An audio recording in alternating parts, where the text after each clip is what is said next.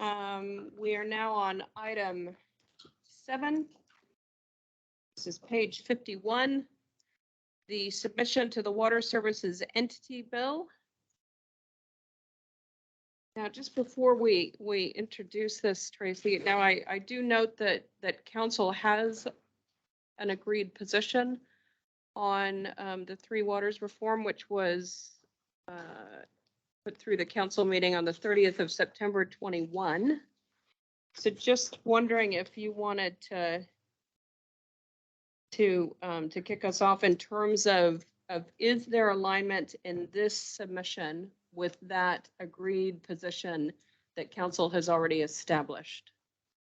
Do you want to? Yeah. I don't know. Okay. Thank you, Madam Chair. I will attempt to respond to that. So I do have the actual interim position statement that council passed in September in front of me. So I would say there is alignment to the position. The submission that we have in front of you, which is only on part of the Three Waters Reform Programme, roles and responsibilities, and the bill on that will be coming out next month or September. So to this part of the bill, which as Hannah and Miffy have put in the submission, is the creation of the entities. It is quite focused. The language that we use in our submission, that is on page, starts on page 58, is probably more supportive, sits on the more supportive end of the spectrum than the council position statement that is a bit more agnostic about Three Waters reform. So I would make that comment that the submission before you probably uses stronger words that are of a more supportive nature than council uses in its position on Three Waters reform. Yeah, I guess that I'd like to see us ensure that when we've got a position of council, that we stay consistent with that. Otherwise, that debate has to happen. And Madam Chair, I would say that we are consistent with it. However, we were also wanting to give an indication of rather than not support the entities and to come up with an alternative of, okay, we don't want to reshape the entities and decide we want to be an entity A or entity C. So supportive of being an entity B because it is at the most closest form of the community, and that is one of our principles. But some of the languaging that we have used in the submission, councillors may think has gone too far. From a staff perspective, we are comfortable with that. And sorry, Madam Chair, if I can just identify that Councillor Mahuta has noted something for the committee. So, Councillor Mahuta has noted her interest as chair of Tupuna, Māori Advisory of Mata Arawai. Thanks for that. Thanks for that. All right. Do you want to introduce us to? If it's all right, I will give you. Did a bit loud. Thank you. No, that's. I'll just give you a quick overview of the bill and what our submission says. So, kia ora, everyone. So this bill is part of the Three Waters reform, and it's the first of several bills. So this first one is to establish the 4 water service entities, including their service delivery areas and governance arrangements. So these water service entities, WSEs, are separate legal entities. So they're independent in their finance and decision making. And Waikato is in the entity 2, as Tracy mentioned, so Western Central. And they must provide safe, reliable, efficient water services, give effect to Te Mana o Te Wai and treaty settlements. So they're going to be collectively owned by TAs with joint oversight by mana whenua, with shares in an entity allocated to the TA owners based on population. An entity must not use water service assets as security for any purpose, divest its ownership in a water service, or sell or lose control of significant infrastructure. So that's to protect against privatisation. And entities must establish a consumer forum and give effect to any government policy statement for water services. The entities will have a two-tier governance arrangement, so a regional representative group with between 12 and 14 regional reps and an equal number of mana whenua from the service area. There will also be an independent professional board for corporate governance, and members of TAs or elected members cannot be board members. The entity may also have regional advisory panels to provide advice to the regional representative group. And they must issue a statement of strategic and performance expectations for a 3-year period. The Crown will have oversight of the system, and the Minister has the power to intervene if they think that there's a problem. So these entities will come into force from the 1st of July 2024. The specific functions of the entities will be set out in that later bill, which will establish the powers, functions and duties of the entity, transfer the assets and liabilities to those entities, and establish an economic regulation and consumer protection regime. So the WRC submission provides comments on the bill itself rather than Three Waters overall. So I guess that relates to the discussion that we just had. So it is relatively short because there's not a lot for the regional council in there. As a regulator, we're not part of an entity. So the main points of the submission are we've requested that the regional representative groups have the option to have a non-voting observer from regional councils within the entity's service area so that we are aware of what's going on and can provide advice on what we are doing. Request detail on how the regional representative groups and regional advisory panel members will be decided, given that there are not going to be enough positions for all the TAs to be represented. So we want a bit more detail about how it's going to be fairly done. We've asked for more detail on how revenue will be generated to support the water services entities. For example, will this be through rating? Requesting confirmation that entities cannot override regional councils in respect of our water allocation responsibilities. Request requirements for entities' infrastructure strategies to align with spatial planning under the NPSUD and the resource management reform. I guess that's quite an important one in terms of all the forward planning we're doing for urban development, and we want to make sure that the entities are going to be involved in that so that we can have alignment with infrastructure and water. And the final one is request clarification that mana o te wai allocation statements and thresholds developed under current legislation will apply to the future legislation, and the water service entities will not develop conflicting statements and thresholds. I'm open to questions and comments. Just some clarity. I just noted in your paragraph 3, the last sentence there, you've got specific functions of entities, implementation and funding arrangements, and economic regulation and consumer protection are set out in a later bill expected to be released in late September 22. Are we reserving a right to make any further commentary? Because I feel as though we're being asked to comment on something yet again, where all the details are not necessarily there, and the position you might take might change once those details come to light. Yes. So are we reserving an opportunity to make further comments once those details come through? Yeah, we do note in the submission that we would like to be involved in the ongoing discussions on this. We have noted that if there is a proposal to have regional rating to support the entities, that we do then have more of a role in the decision making. As if we're going to be asking for our ratepayers for money, we want to have a say in how it's spent. Right. Yeah. Great. You want to?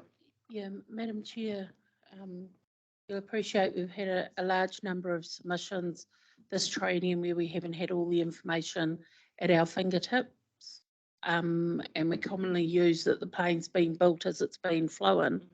With respect to this, it's hard to, it's challenging in a submission to reserve the right to go back to the submission at a later date when we know the juggernaut is happening, steps are being made. what I would suggest is if when the bill comes out, subsequent bill comes out in August and September, we refer back to the submission and our final submission that we lodge and say, look, this position that we had then actually has changed because we've got more information. So I think rather than reserve a right here, we signal that we may come back to the submission at a later date and further opportunities to submit, if you understand what I'm saying. Yeah. Councillor Latour. And I guess that was, you know, the position that council had, as you're pointing out, Chair, has changed or potentially could change due to the light of new information coming forward. And I personally now, due to that, are expressing concerns. Could you bring that slide back up, the one that you were had plain bullet points in our submission, please? Yeah, there we go. Definitely, you know, I guess I think it's the next slide. Yeah, then, that we are the regulatory authority, and the fact that you've done a pretty good job in not getting into the kitchen, I still think we're too far in the kitchen, in that we're deciding the makeup of the governance group, whether that be 50% Māori identity or whatever, shouldn't be our role as regional council, and keeping out of the politics when it comes to that completely. When it comes to Omana o Te Wai, most definitely that I feel that's a regional council responsibility to make sure our water resources are treated with that respect in the first instance, and make sure that the whatever the organisations are that do take on board water services, we as a regulatory authority make sure that happens. When it comes, and of course, water allocation, you know, even though that's mentioned, it needs to be in capital letters that we will be the overriding authority when it comes to allocation from our resources, whether it be whatever water, aquifers, rivers, whatever. And I think that, again, I think we need more clarification with regards to our flood protection schemes and how that aligns with this funding. You know, our flood protection schemes, without them, there is no stormwater. There is no, you know, don't need to explain to the councils. So I think we need to, again, try and work out how that's going to be funded more equally than it presently is, rather than being left to Lower Waikato farmers looking after State Highway 1 and our railway system. This is water, and it is very much part of what we're doing here, in my opinion.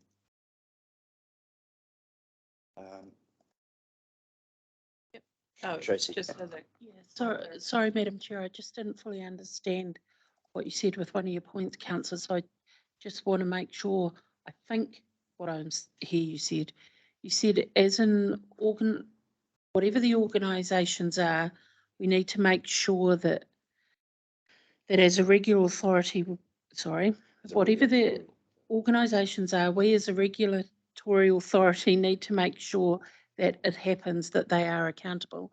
Are you talking there about compliance matters? Compliance matters. Thank you. Yes, as a regulatory authority, it's all about compliance and making sure that they meet their obligations under Omana Te Wai. Exactly. And water allocation. And I think just doubled it. I can't think of. That's it. Thank you, Chair.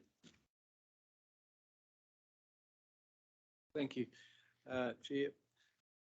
I looked through this report, and what I was looking for is under section 24, it said that the submission supports the intent of the bill, and then the comment was today as well, and it's inherent in there, is the service and it supports the service delivery areas.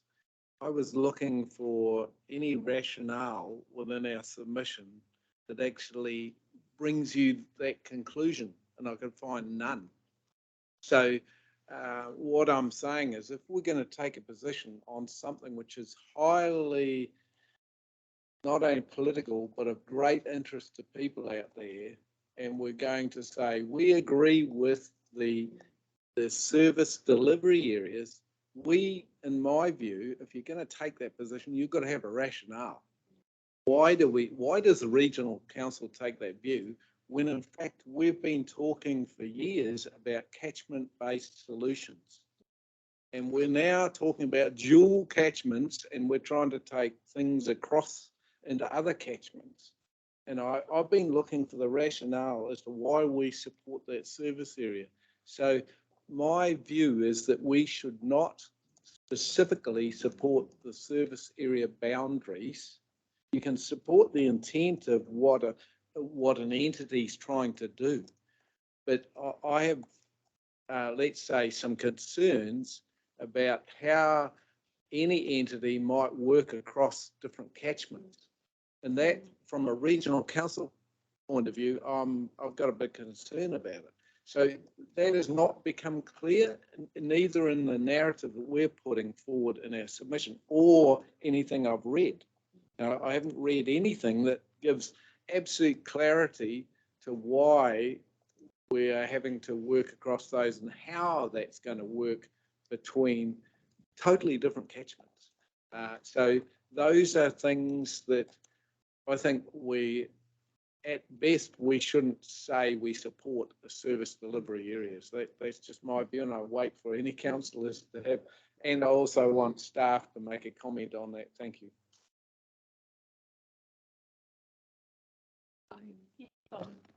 I'm more than happy to take a crack at it. And sorry, councillors, I was just looking. I did want to identify that I think online we did have Brent Sinclair, who has been on the working party for what was previously known as Entity B. So with respect to the boundaries, that was a conversation that we canvassed in our submission, I'm going to say late last year, where there was an opportunity to comment on the boundaries of the entities, and we made the point, going back to our position around where it's best size of entity for best delivery for community. That's about as far as council went then, without having any position on whether it is the catchment boundaries as you've identified. The bill does not give options on boundaries. The decision on boundaries has been made. There wasn't an option in this consultation to go back and suggest whether the boundaries are good or not. So effectively, that is why we've made the statements that we've had here, because I think, we've supported them, as I've said, in terms of the Three Waters reform machine. This is as local as we're going to get.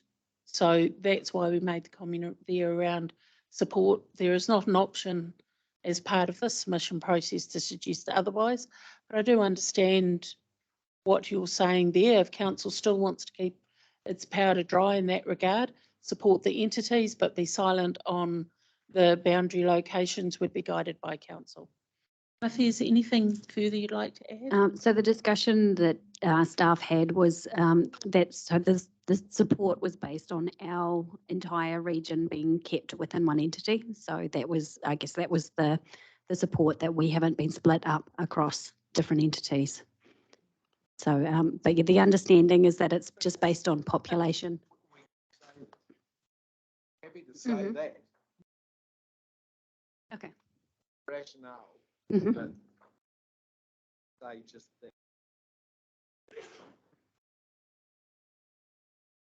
Looking around, I'm getting a flavor of support for that sort of approach. Nice. Kathy. Yeah, look, I just don't think it's okay that we actually have these entity boundaries not based on catchments.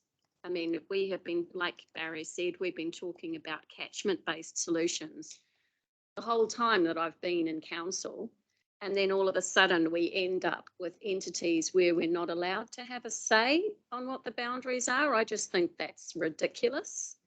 And I think we really need to come out strongly on that.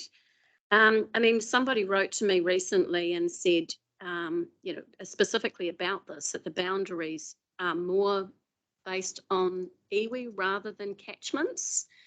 Now, I would like to know, do we know how the boundaries were established? Was it to do with iwi rather than catchments?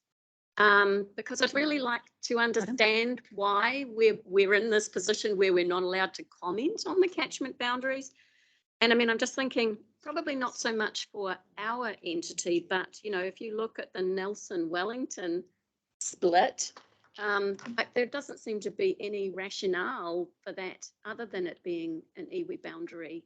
So I'd really like to understand this. And I'd really like to know how significant it is in relation to potential catchment complexity issues, because I can see some major issues possibly coming up. And it seems to me that the devil is in the detail, which we don't have. And I really think it's important for us to find a way to say it's not okay. It's not okay for this not to be catchment based if it's going to create a lot of problems for us and for everybody else. I think we need to find a way to say that. If I can just correct something that I said, what I said is the discussion and the submission on the catchment boundaries, that opportunity was last year. We provided comment into that. This is not an opportunity to relitigate the boundaries for all intents and purposes. We provided comment last year about the boundaries when it was invited. That comment was analysed by the powers that be. This bill is not an opportunity to go back to that. The decision has been made and we've moved on. How that decision was made, Brent is sitting here, Brent has been part of that. So I think before we move on to Brent, can I just say one other thing? And that is just, it says in our submission that council supports the overall boundaries, but it says it encompasses some of the major catchment areas that council is responsible for. So we have made a comment, but we're not making any judgment of that. And I think it is really important to say something if we think the way, not just our entity is divided up, but for other entities as well. If there are major issues with the way it's been divided, then I think we do need to try and find a way to say it. If we missed our opportunity first time round to come out strongly, well, we need to find a way. Yeah. I think we did come out strongly we did. last year. Okay. It might be reiterating the previous comments that we Yeah. made. No, we shouldn't say we support it. I mean, I think we give mixed messages, really, to be honest, sometimes. And Madam Chair, Brent will help us understand the question that you raised, Kathy. How were these things identified?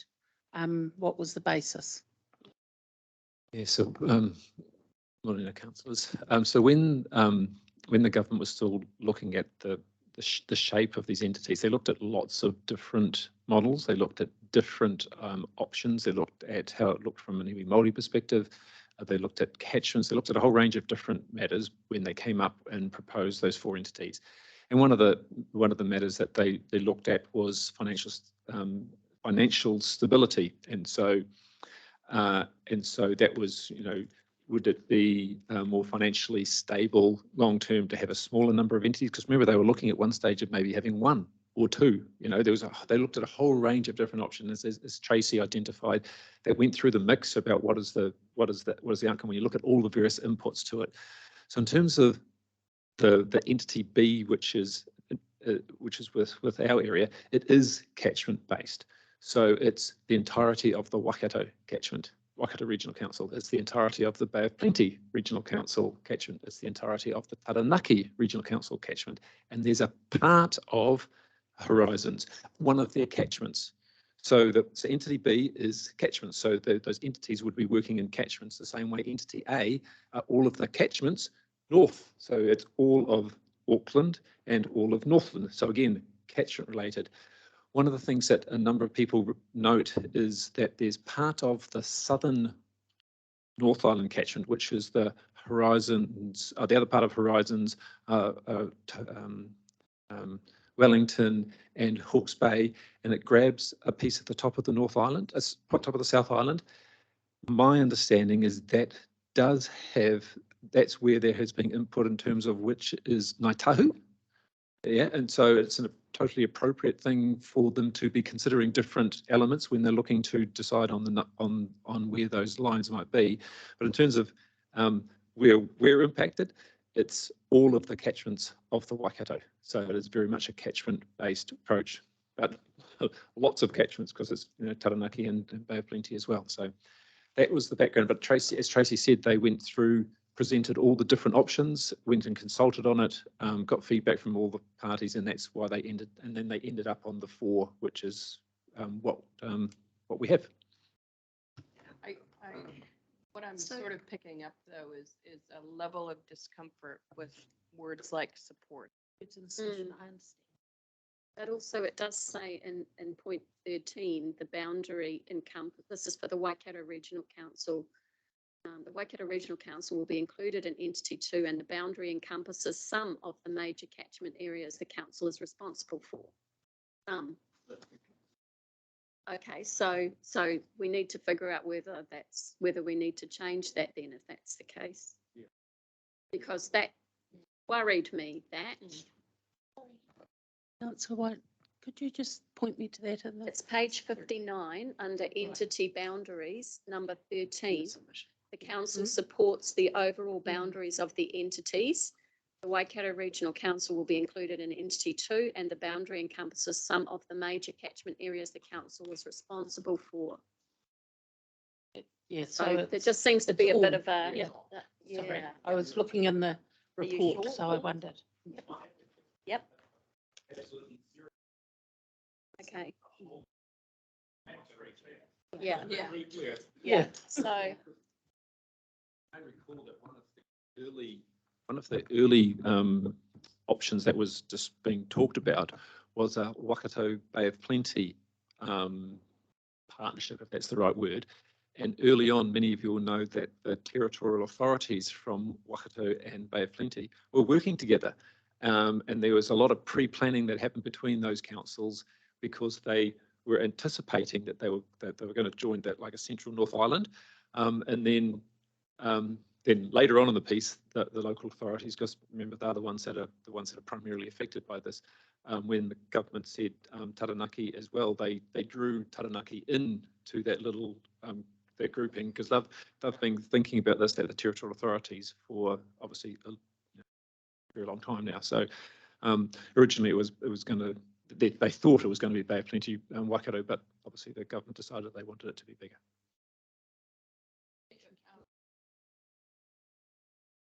yeah, no, just that, yeah, I mean, I just don't support the overall boundaries of the entity. Councillor Strange? Oh, thank you, Chair. Yeah, thanks, Hannah. And Muffy as well. Yeah, it's in the report, you list the district councils. As Brett's just outlined, now the regional councils, that would be quite cool to know what the regional councils are in that as well, but I've written them down, so thank you. I just had a couple of clarifying questions. To me, it seems like a pretty pragmatic submission, so thank you.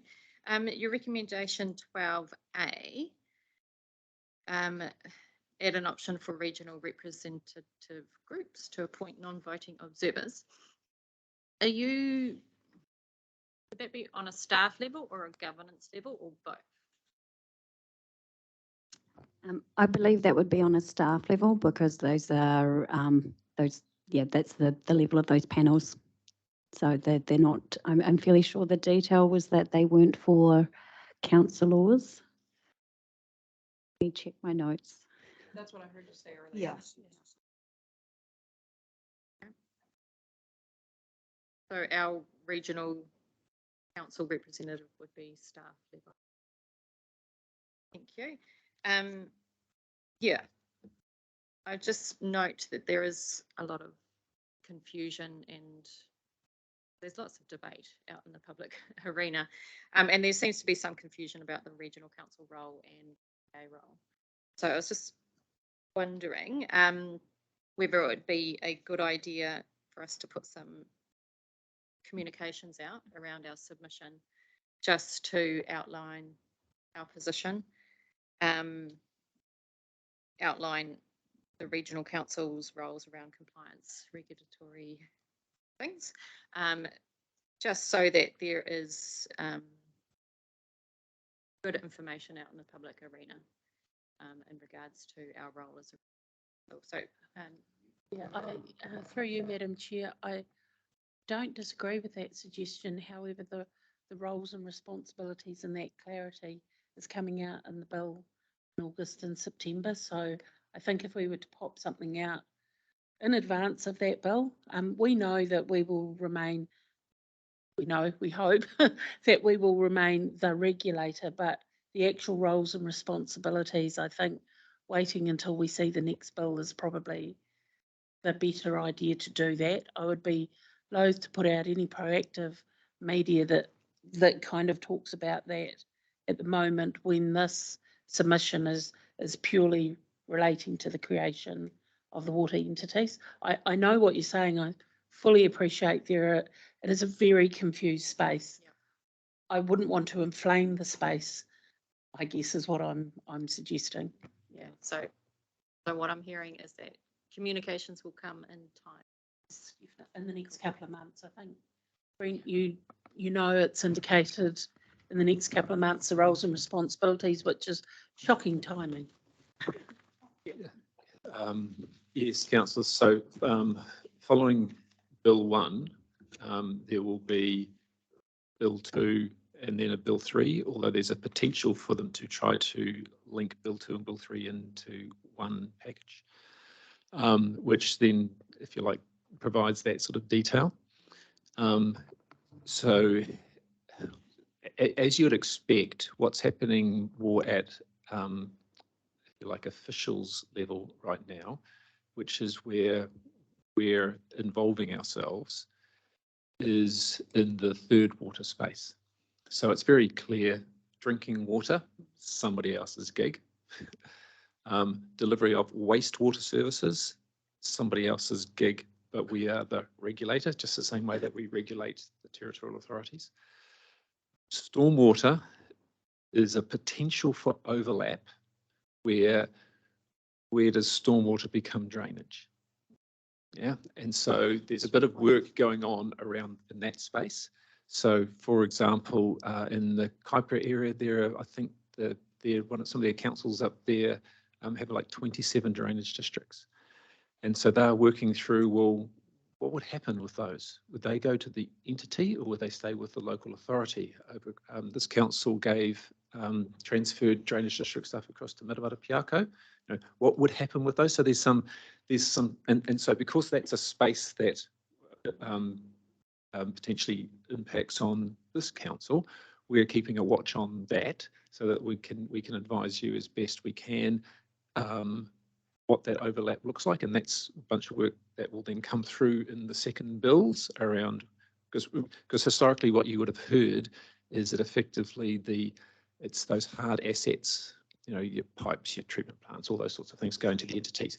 But in the stormwater space, there's a little bit of a, when is something which is part of a stormwater system, say a management of a park which is a part of the flood control scheme, where does that sit? So right now there's a bit of, so on your behalf, we are watching that because that's where there's this potential overlap with regional council functions. But as Tracy rightly said, the legislative process will determine exactly where those things end, if that was helpful. But where is our opportunity as a council to comment on that or provide our thoughts on that before something is written in stone? We already did though. So they'll do the same thing that they do with anything else. They'll come out with things like you've got today to provide formal comment on. But at the end of the day, that will be government's call about how they consult on things. You would have heard over the weekend the commentary about whether or not it should go from 3 waters to 2 waters. Well, if it goes from 3 waters to 2 waters, I'm sure many of us heard that over the weekend, that announcement. If it goes to 3 waters to 2 waters, then I can back off and not worry about watching what's happening in the third water space because you don't need me to. But right now we're watching on your behalf because we know that it touches us, but it's really about the territorial authorities, how will they meet their obligations under stormwater. And we're interested in that because we're the regulator of stormwater. So that's why we're watching. And I think that's maybe why the team is suggesting that if it stays this way, somebody from the regional sector is inside there, because we need to be very clear about how will we regulate a situation where an entity might have some responsibilities, but other parties may impact on their ability to exercise their responsibilities. So I think we're doing what you'd expect us to do. We're watching, but we're not the key people, if that makes sense. Tracy, could you remind me when the bill 2 and 3 are? So the information we have, and I think councillors will say what I was going to say. The government is running this program where we have been invited in at a technical level. We've fully optimised that opportunity, i.e. Brent has been very, an enthusiastic participant. So where you're saying where does council have the ability? Actually, it is very much focused on technical information. So where council would have that ability is through the local government, New Zealand, those kind of entities, the regional sector group. There isn't a parallel process where the folk who are running this have gone out and said, hey, we'd like to invite councils in, but we've jumped in with great gusto to make sure that we're in where we can. Publicly, we have heard that the second bill is likely in September. There is some intelligence, so word on the street, that it may be next month. And then the third bill, not sure, but before the end of the year. What I think we can do, and through Brent and also through Barry and Chris, is perhaps Councillors Quayle and our Chief Executive, is perhaps to write to DIA and ask them that there is some pretty good communications around roles and responsibilities that comes out with those subsequent bills. Because councillors, I do want to say it is not our responsibility to put this out there. If we do, people will be coming to us. It is a government's reform program that we are responding to. And I know previously you've been very clear to staff to make sure that point is made known. I just fear if we put something out, we will look as the folk who are pushing this trajectory. Councillor Newburn. Yeah, no, thanks. Look, that last comment of Tracy's, I think, is a really pertinent one. And for that reason, Kathy, I'd be really reluctant to go making commentary about catchment boundaries. I think we're advocating for our own interests, and it's just not a space I want to go. So I like the way that this submission, to my mind, is very much seeking answers to questions and clarification, particularly around where it's going to impact us, which I think is really important. And I support the thrust of the meeting to neutralise some of our commentary rather than use the word support, because it's not detrimental, but it's equally just, we just need to remind ourselves this is not our space, albeit there are areas where, as Brent's explained, around drainage and things like that, we need to take a keen interest to make sure that we're not disadvantaged by it. But Bryce, Madam Chair, thanks. Thank you. Councillor Nicol. Yeah, lots of good comments made already all round. And thank you, Brent, as well, and Tracy, for clarifying some of the facts. Even for us, it's hard to keep up with so much flying around. But I guess 2 questions I had, and probably for Brent actually, just to general questions. But all in all, submission, I really appreciate the brevity of it, as Stu just mentioned as well. And since it is just one part of the larger reform, also making sure that it stays within that scope, because otherwise it can go anywhere. My question was, if, or I suppose it's more of a when, these reforms get implemented in whatever form they end up being, do you anticipate that it will reduce the admin for us, dealing with one entity as opposed to 11 territorial authorities?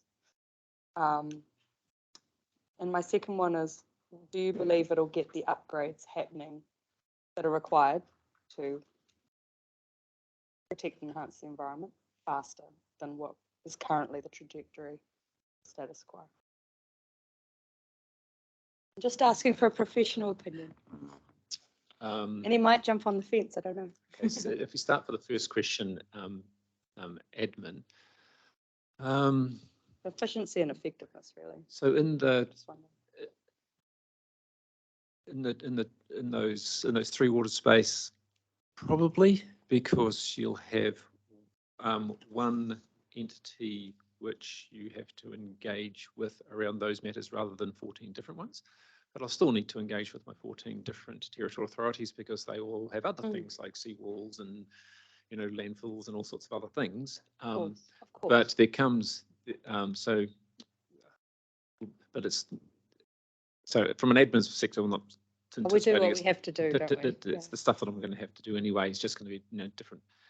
Effectively, at the simplistic one, it'll be a different party's name on the resource consents, and when we're monitoring compliance, it'll be a different party that I'm talking to. So where workload will get less is if those. So you know from the committee that Kathy leads, that we use up a bunch of your time talking about non-compliance and how we're dealing with that non-compliance. If the new entities lift performance in that space, then that's less work for us and less work for you. So Indeed. if it's a new, and so I don't want to make any judgments, but if the new system results in people with a higher degree of performance, then that will reduce our workload and it will reduce your workload. And so that's the premise that it will. So that's part of the premise. What was your second question? It was around, will the upgrades happen faster than they are in their current trajectory? So I mean, they'll have a lot more funding available. So the premise that is presented is that these entities will have a greater ability to take out loan, because you'll know that councils are limited in that 10-year period, yeah? So they have a different loan structure. The premise then being, if you are able to raise more money through loan, you have more money, then you can do things faster. That's the premise that's presented. It's for others and probably not for me to get into arguing the merits or otherwise of that, but that's the premise. The other premise, I think, comes if you look at the Waikato River catchment, you'll have in the water allocation space, you will go from you'll have one entity which has all of that allocation, and that entity that may create opportunities for efficiency about where they wish to utilise that allocation, because you have that exists right now for territorials to share water around between themselves. Does that create efficiencies if that all comes under one envelope? You know, all the allocations that sit with all the various territorial authorities. Maybe. There may be other ways to achieve those same efficiencies. If you looked at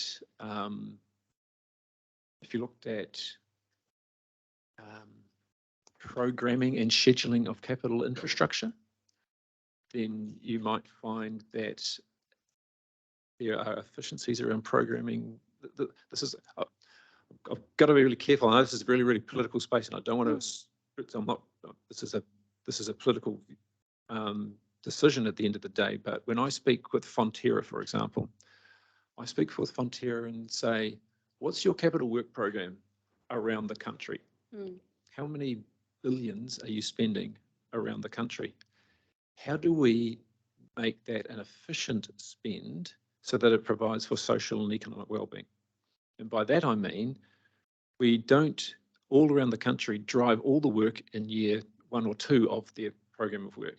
That we work together so that there's a, happens in year 1, this happens in year 2, this happens in year 5, this happens in year 10, around the country, so that you have a pipeline of work, which provides pipeline of employment, which provides opportunities for people to be trained and learn skills to know that there's a 20-year work program in front of them. And so we say, well, why am I talking with them about that? Because we, as the authorisers, have the ability to then coordinate and say, what's more, where do we want that money spent? Because if every single council puts a consent that requires them to spend all their money in year 3 in 2024, it's not a very efficient way to run the country, eh? Mm. And they're a big cross-country business. And so we talk with them about how we can do things to make best environmental outcome, but also ensuring that we provide best for a community. And I'd expect that you would expect us to do that, because that's important for the country. So if I come back to the entities have the ability to do that as well, to schedule work programs which are going to provide best outcome, which is going to make it sound like I'm advocating for entities, but there are other ways of doing it. There are other ways councils could work together to be able to deliver that as well. But I hope when you talk about efficiency, those are some of the things from the regulator's perspective that could provide. What you raised too, one more question that came from that, Brent, because obviously a transition also has risks, transitioning to new entities. Do you foresee anything? I didn't see anything in the submission around transition risks about getting the work done, or us and as a regulator. Did you have any comment in case it was worthy for us to consider including? I'm not sure if have the team mentioned there's some appendices at the back of the legislation which talk about the timing when there would be DA oversight kicking in? No, DIA oversight. Okay, so this is my understanding.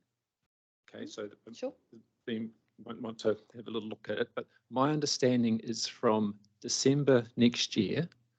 So the entities kick in from June 2024. But I think it's either December next year or December this year. I can't remember exactly the end of it. There is an oversight from the DIA around spend. And so we're a local authority who is running that business for the following 18 months, presuming this all proceeds. They're looking to have some oversight to be able to, and that means looking at LTPs and all those sorts of things, to be able to see exactly what you're describing, which is decisions not to do things and to delay spend, which might delay the environmental outcomes that everybody's looking for, because some other entities are going to come pick it up in 18 months' time. So why bother? So it's a little line in the detail part, which doesn't impact on this council. And why do I know about it? It's because one of my colleagues at Hamilton City told me about it. Yeah. He said there's this system that kicks in from either December this year or December next year, which provides oversight. So, like I said, I doubt that the team would have picked that up as a relevant matter for yourselves, because it's not a regional council matter. It will be a matter that the district councils will no doubt be talking about, because it affects them. Their But transition, but it answers your question. Thank you. I About appreciate it. there's something in there about oversight around things not happening over the 2-year period. Guess that gives some Was that helpful? confidence about transition risks. It probably doesn't need anything additional from what I can tell. Thank you very much. Sorry if I call up the Anything floor. The else? other big transition risk is around staff, because that is the biggest transition risk. Yeah, I'm sure no doubt. local authorities. So, think of that. so on Friday last week, the government presented to the territorial authority staff their transition plans around staffing, and I've given them a month to provide feedback on. Again, it's not our gig, if I use the language poorly, but that's a risk to us is the staffing elements of it, and they have got the staffing transition program which is underway right now, which is hopefully about mitigating risk that we would be concerned about, which is performance deteriorating. So that's another Thanks. thing that we can't. Thanks for that. watch. Anything else? No, Councillor really Nicol? appreciate everybody's commentary and those answers. Thank Good you. It was a stuff. good submission for the point in time that we're in. Great. Thank you for that. All right, I do want to wrap this up, Fred, so. Yes, quick. yeah, just Oh, quickly. sorry. again, Oh, sorry. We do have there was a comment from Councillor Mahuta that Tracy was going to address. Apologies, Madam Chair, I just didn't want that to be forgotten. So councillors online, Councillor Mahuta has made the comment, does this impact Te Ture Whai Mana? So my response would be, in our previous comments and submissions that we have forwarded through to government, we've very much highlighted to them the need to take account of Te Ture Whai Mana. This submission very much highlights Te Mana o Te Wai. To ensure that we've captured Te Ture Whai Mana, we can also highlight Te Mana o Te Awa.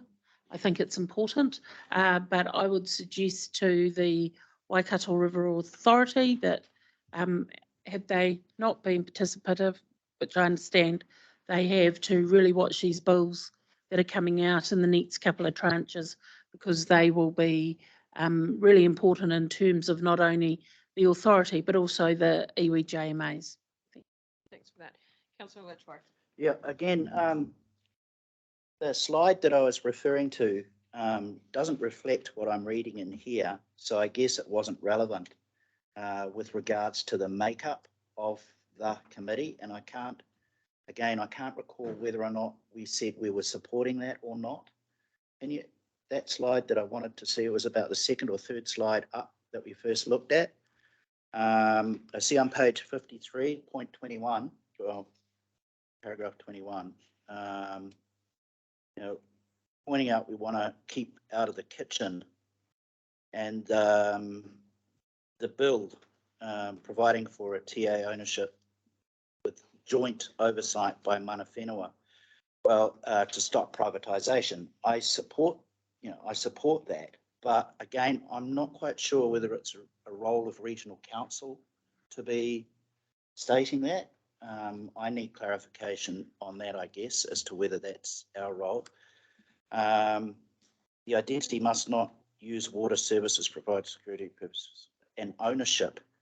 Again, that's a thing I think we all agree on, but is it our role to decide as to whether or not a TA can sell or a particular service? Are we in the role of telling them what they can and can't sell because we don't rate anybody for those assets and they do? So I'm not quite sure again whether we should be stating anything about that, or to sell, water service, bottling companies. We consent those things, but whether or not we, as a regional council, have a view on what we do with it, I don't think we should. The slide that I was talking about wasn't SNAs, no, it was to do with this.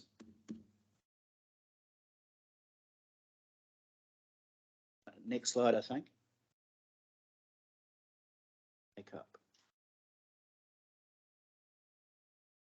It Do had. you want to comment to just while you're studying the slide, do you want to comment to? Yeah, Madam Chair. Specifically said 50%, it said specifically 50% makeup of mana or tangata whenua, mana whenua, or. Madam Chair, if I can just take you to our submission on page 59. So we make recommendations. The makeup in regard to mana whenua and tangata whenua and consistent representation is in keeping with Council's position statement from September last year. So we have reflected the Council position statement, not gone any further in that regard. The only other comment that we make with respect to the makeup is the comment that Miffy highlighted in terms of a regional council as an observer. So we specifically have not jumped in to having a point of view that we don't think we need to have. That, yeah, okay, because,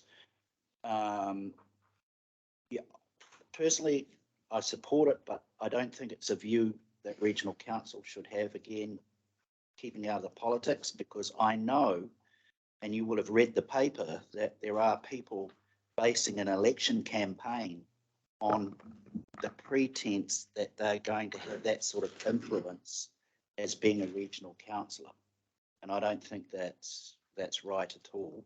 I think when publicly we're saying, I can't remember who said that we need to make a statement, make our position clear on the role of a regional council, that it would dismiss a lot of the fake news that's out there saying that we have this sort of influence when we don't, and keeping ourselves as neutral as possible and being a regulatory authority without digging into the politics, which is the role of a DA. Noted. Thank you. All right. Okay, thank you, everybody, for your participation in that debate. We've hashed through quite a bit. Do you want to summarize? Yeah, thank you, Madam Chair. Yeah, and summarise that. Look, there was a lot of debate, but in terms of the changes to the actual submission that we will lodge, take on board for the wording in the submission to be as agnostic and reflective of council's position. For the submission to tighten up some of the words, particularly the comment in paragraph 13, Councillor White, to ensure that there's clarification around the catchments, that they are all included. Reiterate and refer back to our previous comments that we made in terms of the formation of the entities, and to make the comment in the submission that was made in the narrative and also that staff said in regard to supporting that the Waikato region is kept together. That came through from Councillor Quayle. Ensure that we are reiterating the regional, what we know of the regional council's responsibilities, which at this stage is a regulatory authority. And to reiterate as far as possible, as we can in our submission to the bill, clarification of our role. That's as far as we would go. As I said, councillors, I think if we put out any media, we would confuse an already confused space, and people would think that this is ours to own.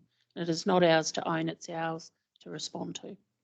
And Madam Chair, I see we've got the right recommendation up there where we will work with yourself to lodge this submission Based on those.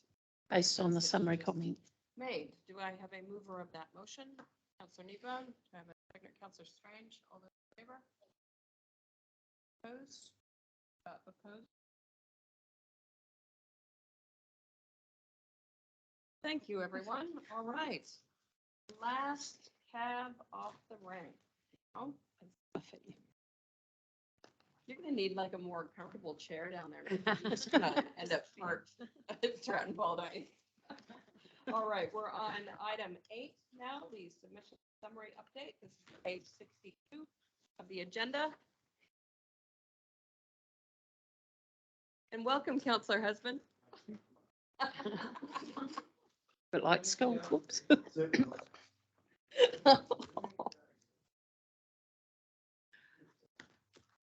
Ready? Right. Anything you want to particularly Okay. draw our attention to in the So report? we have actually had a little bit of a quiet space in the submission area, thank goodness. I've just got a couple of updates on existing things. So the final National Adaptation Plan is expected out next week on the 3rd of August. So we will have a look at that and to see if there's anything significant that we need to bring back to you. For the local government review, this is noted in the report, but I think it's worth just highlighting. The draft report is due the 14th of October, with consultation now running till the 28th of Feb. I think they realise that the timing isn't great with elections. So the final report is now due in June next year instead of April.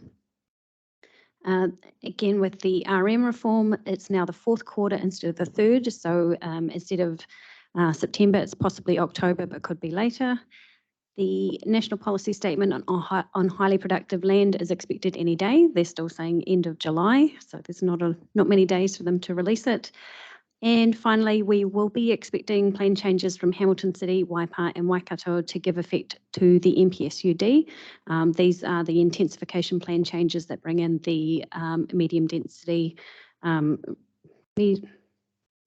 residential standards, and they are due by the 20th of August. So depending on how long they give us to provide comments, we may need to have a submission subcommittee because it may not tie in with our next meeting. And that is all I have. Is there any questions? And councillors, just in regard to the plan changes from those territorial authorities, that will flow from the decision that you'll make at council on Friday on the changes to our RPS to give effect to the MPS urban development. So these plan changes are not coming from left field. They are in the slipstream of the program of work that Miffy has been across. Any questions? Nope. Moved by Councillor Quayle. Seconded by Councillor Kneebone. All those in favor? Opposed? Carried. Fantastic. Thank you. Thank you. I hope you enjoyed the lighter month of submissions.